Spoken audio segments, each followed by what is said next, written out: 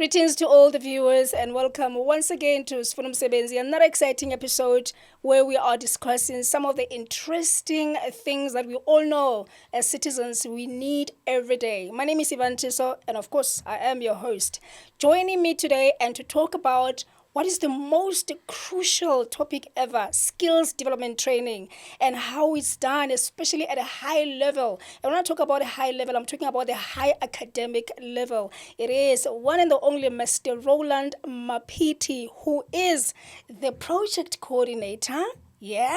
Project coordinator. I'm talking to great guys here at the South West Gauteng College. So please do welcome this gentleman who's been making me to laugh all morning. How are you, sir? I'm good, thank you. So you're not going to make me laugh this time around? Not much. Not really much. Yeah, but Okay. I will try. I will try. I will try. I can see that you are so relaxed. And, people like yourselves, they oozes wisdom. Why I'm saying this is because the way you observe, the way you look at things, the way you ask questions. So I really like that. But now, before we tap into our topic, who is Mr. Rawland Mapite? The Rawland Mapite is a project coordinator for Technisa Campus, part of South West Gauteng College. Been around since 2014 to date. I eat skills development, I dream skills development, I farm it, I drink it, I love it. I love that. When you say you've been around since 2014, someone would think you were born in 2014. What do you mean? Been around Yeah. skills development Ah, okay. So been in that profession. in the profession. What actually pushed you to go into it? I was pushed by the need when I joined SWGC in 2014. There was a program called Primary Healthcare. So I joined as a lecturer, but after a few months into the post, there was a need for learners to be exposed to the workplace. This was a pretty new program that had been introduced, and it was not popular with the outside world, Yeah. meaning with host employers. So I took it upon myself to go out there, approach a few individuals and organizations to discuss how best we can help in that regard. So during that time, I didn't know I'll get to this point where now I'm a dreamer of this. I am a brewer of this.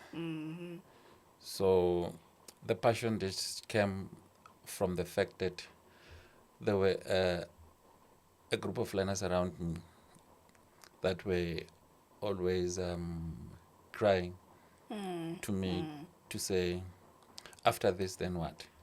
After this, then what? Yeah. So I took it upon myself to say, let me try something. And it's always the case that young people, they will ask you, what's the point of me going to school? Okay, I am here, then what's next? What's the next move?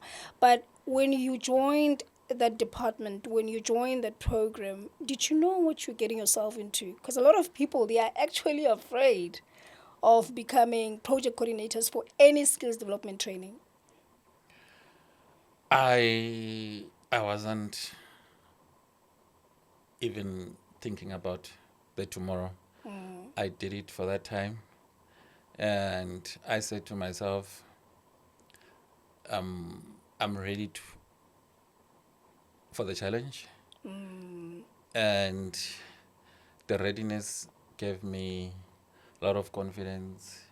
I had to approach some people that were not approachable, some organizations that from afar I never thought that I was gonna have that. So I said to myself, because I'm going there to ask for something, Yeah. and to introduce something. Let me go and hear from them rather than think about the tomorrow that I don't know. Let me go and create the tomorrow. So those encounters with new people, new organizations, they then made me to improve my purpose every day. Every day. Every day, because now I now knew what to say back to the learners. For those that are afraid, because they might find this as very challenging. I've had an opportunity to engage with a lot of TVET colleges, and every time I speak to project coordinators that are involved in the skills training, you realize how much they struggle. But you speak like a man who is so passionate about what he does, and I like the fact that you have also mentioned, Ori, this thing has really helped me to grow in my purpose. But what are some of the things that you have also learned through the process and the experience? I've learned that human beings are human beings. And if you want something from someone, just ask. You are going to get an answer. And when you are looking, you got to be looking. You don't look with expectation. Remember a yes or no. You approach someone and they'll say, we are not interested. But most of the people are interested in understanding what is that you're looking for, so that we can give you. But some they'll listen and refer if they can't help you.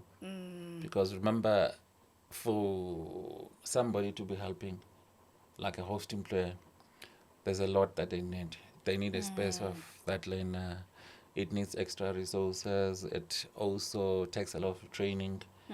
Remember, this learner comes with just theoretical knowledge. So, with theory, it's very difficult for you to convert somebody from It is. just a learner to a Someone worker. practical, yeah. So bridging that gap is what we, over the years, I've taken it upon myself to say,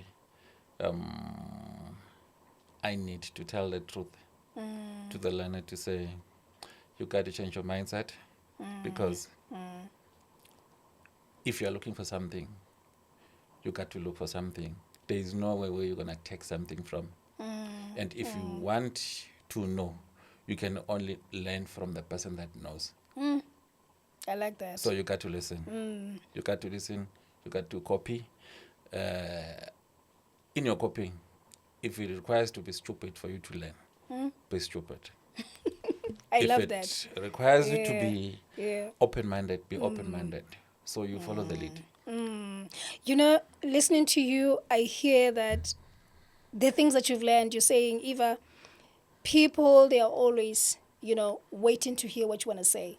And by asking, don't be afraid, because you'll never know if you don't ask. But then I'm also hearing that it's important to also advise the students, on certain things, because remember, they're still young, they're still growing.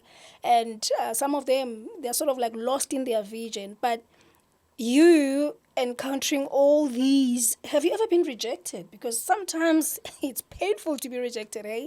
You go to a host employer or you go to a company and they say, well, we can see the student, she only knows theory, but we're not interested in that because we're an engineering company and most of our work is more practical. Let me probably say I was never in such a situation, because I do my groundwork properly. So, and when I approach a host employer, we have an honest conversation to say, I'm bringing Ado here, and Ado is Ado, and with Ado, you are starting from here, going there. So I then don't put the certificate up front. I put the person up front. I love that. I love that, because majority of project coordinators, they don't do that. all they are looking for is to push the numbers, and which is not okay, because majority of companies, they get to be stuck with these kinds of students. So let's go into what the college does and where is it situated, how many students do you take every year, and so forth. I will talk about the campus that I'm in, which is part of the 7 campuses. College head office is in Soweto, Malapho. Then we've got a campus in Dobsonville, in Jostevo or Dube, another one in Roodepoort West, then another one in Roodepoort Horizon. Then we have got a farming campus in Machales.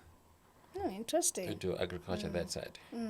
Then lastly, it's Technisa Campus in Randburg, where I'm based. So in terms of numbers, we that we're a lot. Specifically the one that you are actually based at. Yeah, our intake normally gets to 500, 600, because we're a small campus. As a small campus, the bigger component is distance learning. So much of our learners, they do correspondence. They study Online. Study on the go, study online, study from home.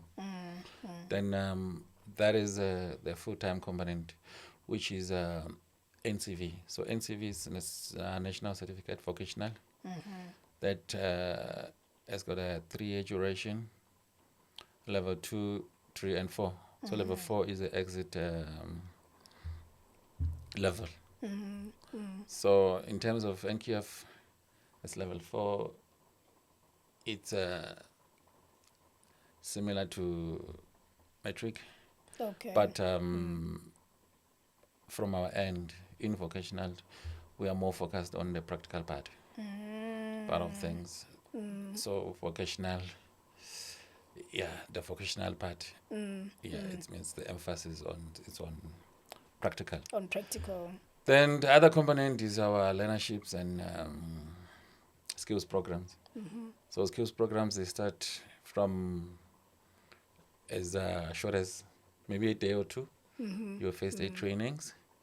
Then your others, they go to about 3, 4, 5, 6 months, depending on the amount of credits that is there. Then we've got learnerships, which are 12 months long. So in that, we have got a component of theory for 3 months. Then after theory, they go to the workplace for the remaining 9 months. Okay. So just take me back a little bit. When you say NQ level 4 is the exit point, and which is equivalent to metric. So when you actually accept them, are they supposed to be having standard 8, standard 7, or okay, I'm too old when I say standard 7, grade 10, grade 9? So actually, we take for our NCV programs, we take past grade 9. Okay. So then your grade 10 is going to be your level 2, your grade 11 is going to be your level 3, then your level 4 is going to be your grade 12. Yeah. So I can be a dropout and still apply, right? This is what I'm getting. You don't have, yes, you can be a dropout, but you don't have to be a dropout. You just, if you, as a learner, you're finding it difficult in the mainstream education, you can co-opt for us because we're a bit flexible. Remember, we're uniformless. Yeah. We also have then NSFAS. You study on the go. So it's more skills based learning rather than going to do life science, biology, all that.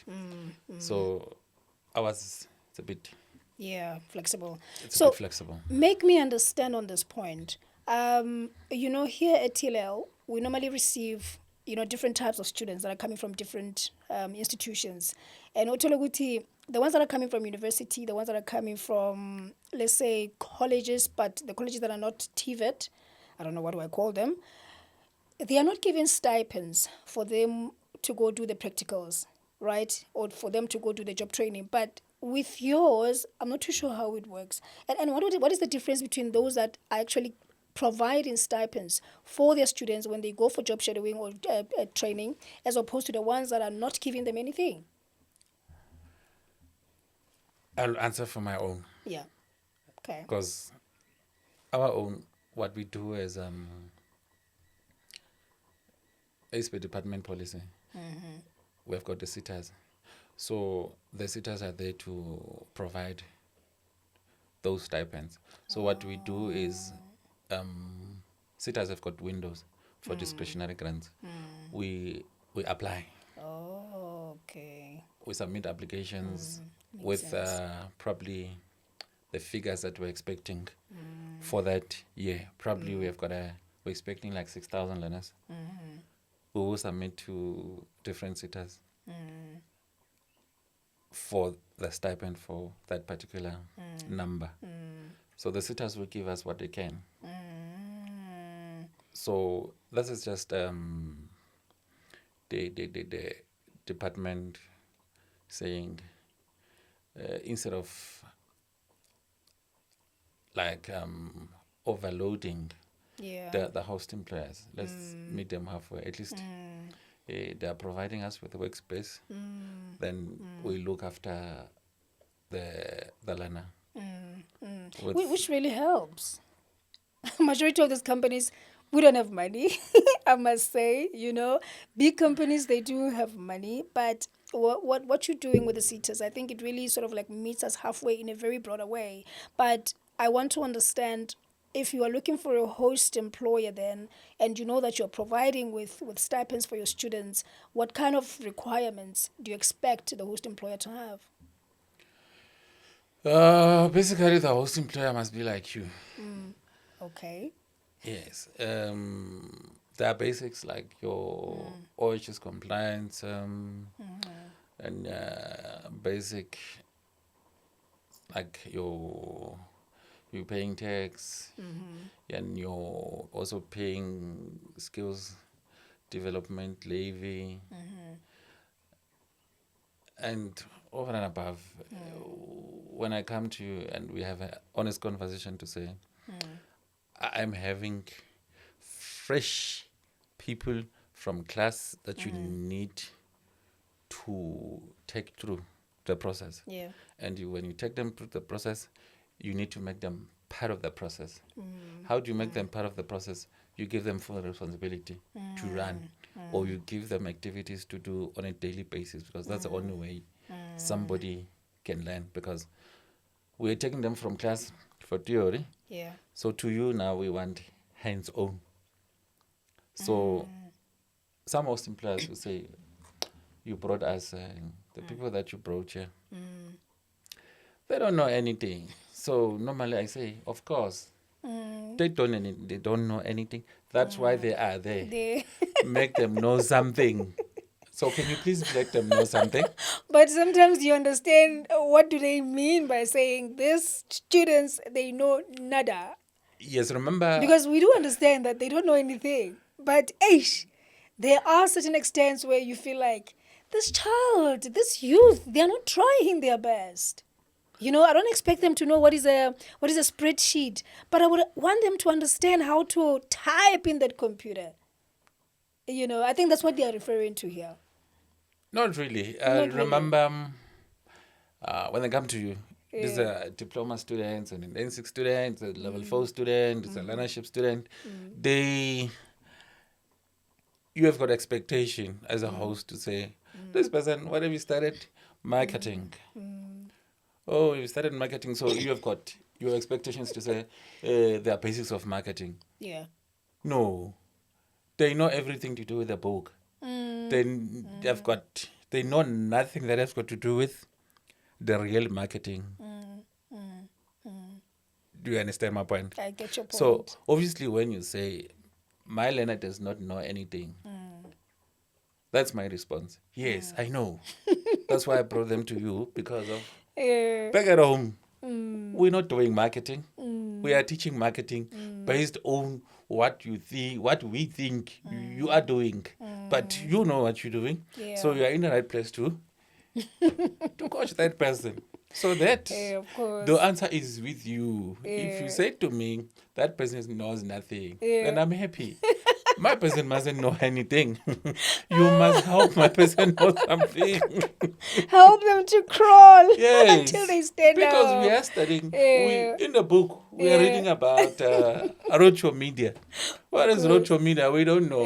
We just saw a sign there. But who knows about roadshow media? What are the processes involved? It is you. Yeah, of course. So you got to teach that person. But you get companies where they find themselves, having to deviate from the real thing of giving them, let's say, the marketing experience, and then they decide to give them a job to do coffees, cleaning the area and stuff. How do you deal with such? No, making coffee is not a job. Everybody makes coffee. And when you are new, you got to make me coffee. It's manners. Yeah. But obviously you're not gonna make me do coffee every day and all day. You do have one cup of coffee. So we normally have learners complaining to say they're making me do coffee. But remember, there's a coffee lady in a company that is also a person. And that person is also working. Yeah. So for you to be able to respect that coffee lady, you got to make coffee yourself and feel how it is to make coffee. So that when you call to say, please bring a coffee. Yeah. Yeah, you know that, oh, wow. Do I want to be called like that? Yeah. So it's a process.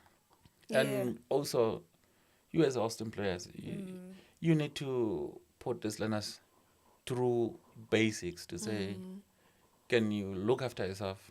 Yeah. Can you save people? Can you host people? And your own life skills. Can you do something for yourself? So you start by making a coffee. You have done something. So it's not like we're gonna say I hear do you. coffee Every day. But if you got to do it every day, coffee, take it in the morning. You got to lose nothing. Yes. I get you. So this whole thing is a two-way thing, if I get you well. And you might say, listen, as the college, we are bringing you students, let's say plus minus 10, for you to give them training. But at the same time, we are meeting you halfway in a sense that we are paying them, and probably maybe you can see it from the positive light to say, if you were to put them in a certain department, you are actually saving cost on salaries, because instead of you hiring new 10 people, we are bringing you 10 people to assist you in certain ways. But then the company could also say, listen, yes, you are bringing me these 10 people and I accepted them, but now they are now costing me, because now I have to take some of my senior staff, make them to leave part and parcel of their job so that they can train these kids. And then sometimes they demand a lot in terms of training because they're slow to understand and so forth. Do you ever come across such? And I do understand that you did mention that you will tell the company, but what do you expect? What do you expect? Because these children, obviously, all they know it's just knowledge. But how do you then try and help the company not to reject these students? Because eventually they will, because they get tired. Like I said before, when we have an initial conversation, initial engagement, we base that conversation on facts, number one. Yeah. Number two, on honest. Yeah. And I take the host through the process to say, this is what we want to achieve. We've achieved this on our side. Then this is what we want you to help the learner achieve. I then understand, in some instances, there people are people. There are some learners who do not want to learn. Yes. That's a fact. There are learners who do not want to learn. And for today. They're just learners who do not want to learn. And for one, I've got my way of dealing with this. Yeah, We yeah. dig deep. But having that knowledge of the students are on a different environment now, and obviously they're trying to get work experience, and obviously the environment there, it sort of like gives them a certain experience that they never had from the college. So if you are well aware of that, and maybe the host employer comes to you and say, I'm struggling a bit about, I mean, with maybe 5 of these students, they're not getting the point. They're not actually trying to even push harder. As the college, maybe aren't you providing them with some workshops, maybe taking them to certain places just to assist and meet halfway the host employer? Part of the feedback that we get from Yeah. host employers, we use it to improve the new groups Yeah. that are incoming. And I, for one, I've been around this, so I know how to deal with those who don't want to learn. Because there's a lot of things that will make someone not want to learn. Number one is just, you call it in simple terms, poverty mentality. Poverty mentality in the sense that the learner does not know that they are worth something. So you got to push, you got to have an honest conversation to say, there's something like that is good for you. Yeah. You'll have even the ones that you have here. It's because of the Learner Lex initiative. But you got to try and create that initiative. Because normally if you probably say, Ato is not doing well, I got to find out.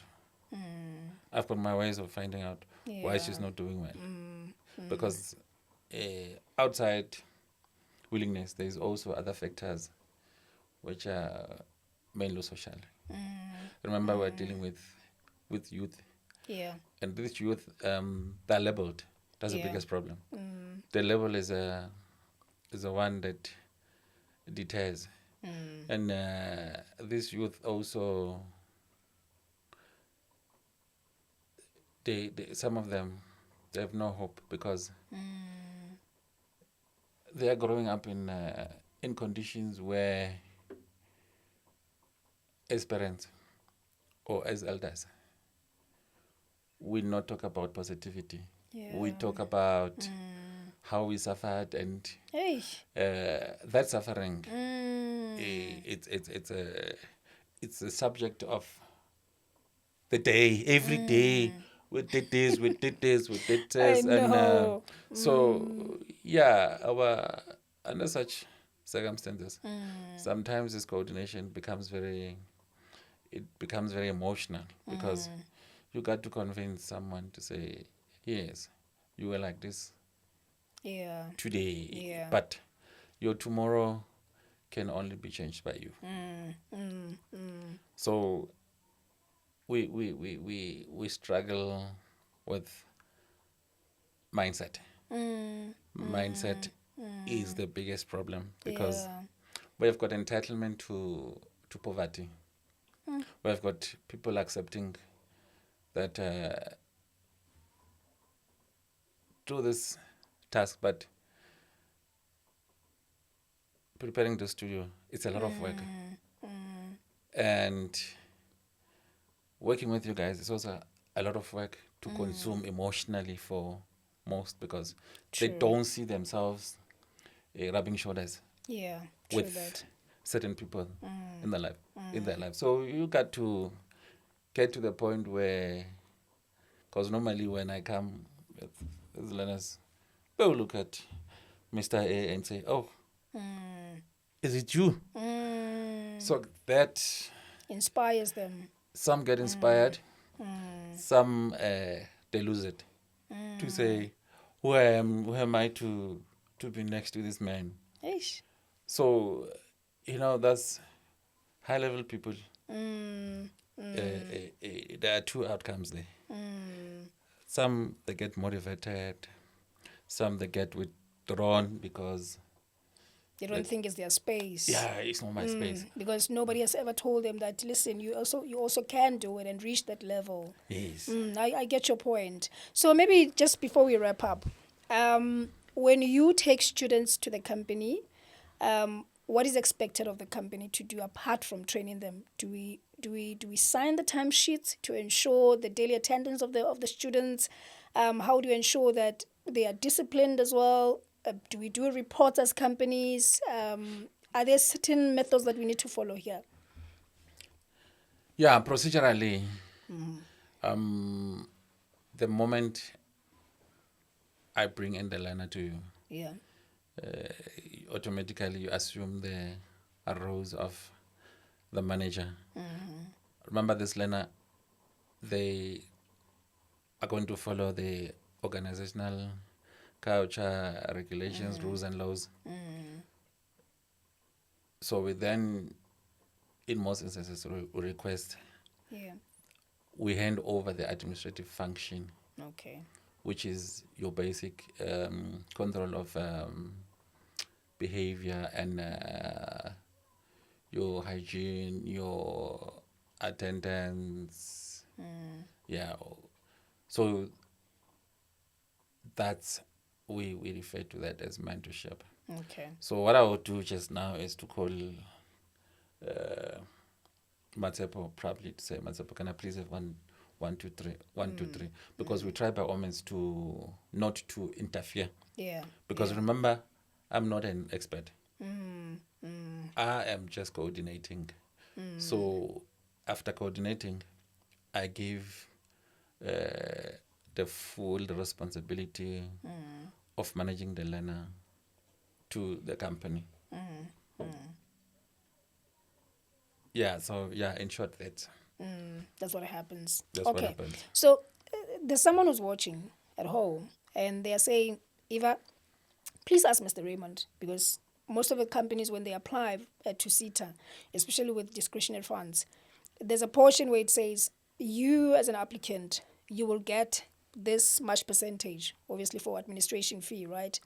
But now, most of the time when colleges bring students to the companies, they never explain that part as to whether they are going to be compensated for the efforts that they are making to ensure that your students, they get well equipped, or it's just going to be on a free basis because I'm helping you and you are helping me. How does it work with your college? Yeah, straight to the point. I'm here for help. So the relationship is it's just mutual. Yeah. To say, please, I'm coming in with I won't want to use disadvantaged, but I'm coming with a learner who wants to learn. Yeah. So the fact that this is a learner, everything finance, we ought not to talk about it, because this is a new person into the field. Yeah. So we normally, when there's artisan training, normally we provide, the CETA provides us with funding for toolboxes, your starter packs, your PPE, any other equipment. Yeah. But it depends with if the CETA can afford. But in most cases with managerial studies, they don't need PPE. So we just come and dump and say to you, please, come and dump. please help us with everything. With everything. Yes, help us with everything. So the ones that are into artisan, do you normally buy on their behalf, or you give them cash to buy for them? We buy. It's important. We buy for them. Okay. Remember our before the learner gets into the workplace, in this production firms, there are basics that they must have. Yeah. So we then get a spec from the company to say, what do you need? Is it fire retardant, conti suit? Is it your go-go's? Yeah, all those different. Because the spec has to meet the standards of the company. Because remember, we are asking, but after asking, we don't want to then burden. So anything that has got monetary value, Yeah. that we can motivate to a sitter to say, please help. We always get that. Yeah. But One thing I prefer about your your college is that you give us students for the longest time. I think close to, is it 18 months, if not mistaken? Which is good for us, because I feel like this short-term learnerships and internships, they don't really give the students enough time to learn. That's number one. And then number two, if you give me 18 months, I can spend at least plus minus 7 months on a very critical training, with the student, but I expect the student after 7 months to start now showing off the results, and which now gives me an ample time to even convert this person into the real employee. And after that, obviously, I expect the person to excel, and which I believe it puts you as a college in a better position for retention of the students. Does that happen every time? yes, because remember, our what pushes our figures from our end, it's the number of learners that we took out there, and most of them, they get to be absorbed by the companies. Some of them, they start their own things. Yeah. So when a learner goes back home, they motivate other ones to say, you got to go to SWGC because of I'm working there by Mr. A, Yeah. because of I'm in SWGC. So the good that we do markets us out there. It's true. It is Yes. so true. So, in closing, what would you say to government, especially with regards to TVET colleges? You are doing a great job. I must applaud you and all the colleges out there. You are doing a very, very great job.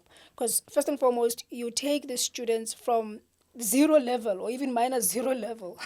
Okay, so when they come to us, when they come to us, we can complain as much as we can, but honestly speaking, you have done the muddy job. You have done the muddy job, and that's one thing that we should really give credit where it's due, right? But do you think there's still more that needs to be done by the government? Do you think there's still more that needs to be done, especially by the sitters, now that there are few new changes that have happened, the QCTO, hey, this and this and this and that? This government thing, yeah, it's complex, because to me, over the years, it has never been about government. Yeah. It's about mindset change. Unless if maybe I'm gonna say the government must help with programs that will speed up process. the change of mindset, because it's not like opportunities are not there, Yeah. but one, it's failure to me understand that as a human being, education is enrichment of the mind. It's not a career shaping. It's just a foundation. You can do anything that you want, and you need to do what is there for starters,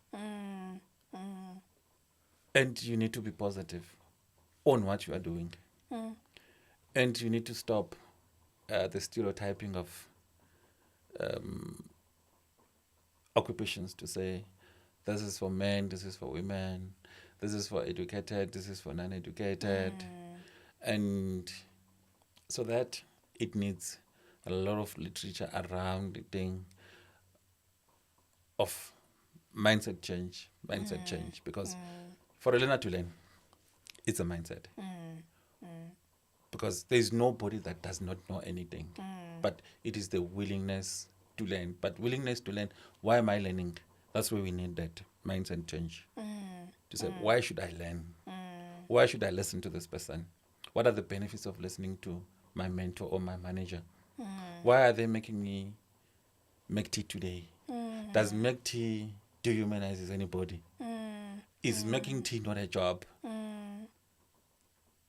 So those kinds of issues, they need to be address. So we need, I'm sure, much of that Engagement. drive.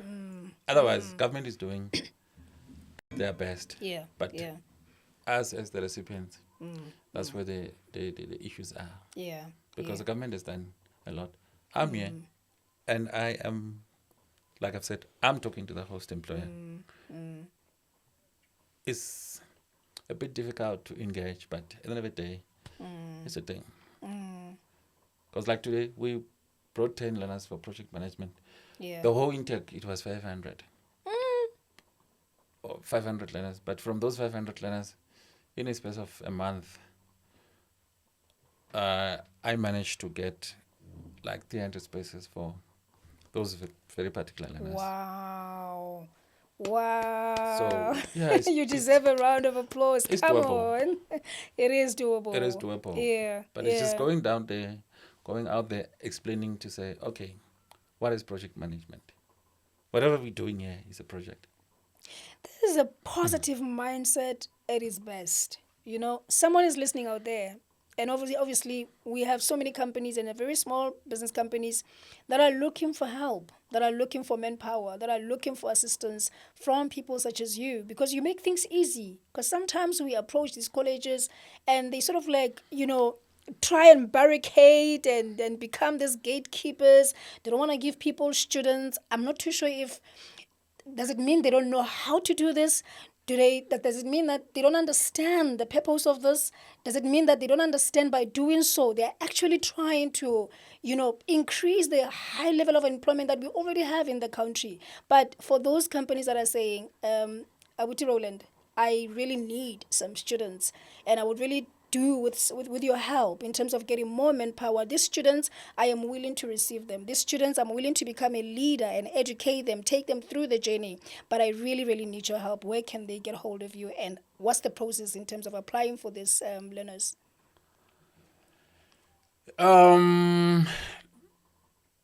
Let me start with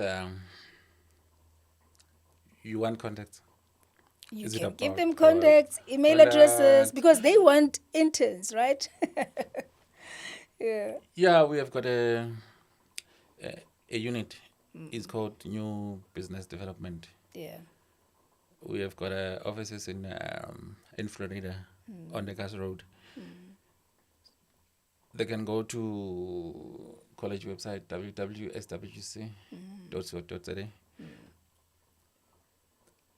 They can contact us directly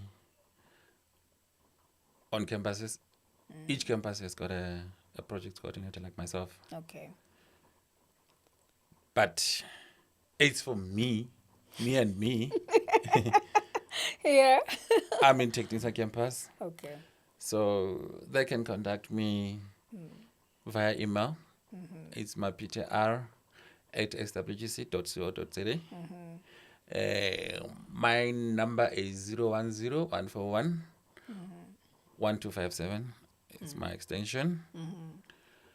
If it's urgent, they can contact me via my cell phone, Okay. which is 061-515-7795. If they want to contact me physically, they can visit the WB office,